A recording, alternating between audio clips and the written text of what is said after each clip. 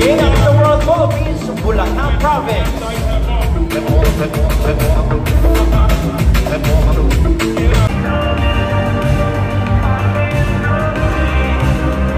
King of the World Philippines, Bulacan Province. Ang isang hari para sa akin ay isang leader. Isang leader na mamumuna sa pagbabago, pagkakaisa at magsisilbing pag-asa. Hindi ito tungkol sa korona o sa haba ng hapa. Hindi tungkol sa puso na handang maglingkod ng tapat.